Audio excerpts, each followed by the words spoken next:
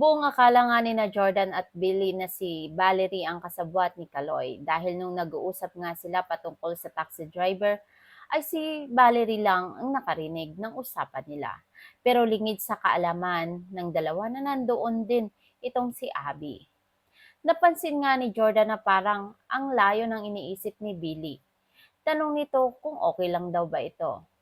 Sagot naman ni Billy, ayan na naman daw itong si Jordan. Ipinapakialaman na naman daw nito ang problema nito. Tanong ni Jordan, ang daddy daw ba nito? Biglang sinabunutan naman ni Belly itong si Jordan.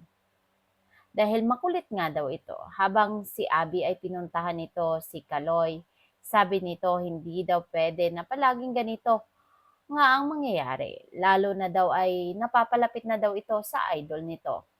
Sagot ni Kaloy, basta ikaw nga daw, Bea. Biglang nagalit naman itong si Abby.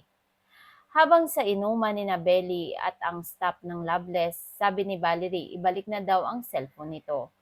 Nang mabuksan nga ng kaibigan ni Billy ang phone ni Valerie ay nakita nga nito, nakachat pala nito ang boyfriend nito. Sinampal naman nga ito ang boyfriend nito at nagkagulo at inawat naman ito ni na Jordan. Kinagulat nga ni Billy na may tumawag sa kanya at tinawag ito sa buong pangalan nito. Pamilyar nga ang boses nang tumawag kay Bailey at pakiramdam nito na baka ang ama nito. Ibinaba naman agad ni Billy ang cellphone. Napaisip nga ito at hindi ito nakatulog.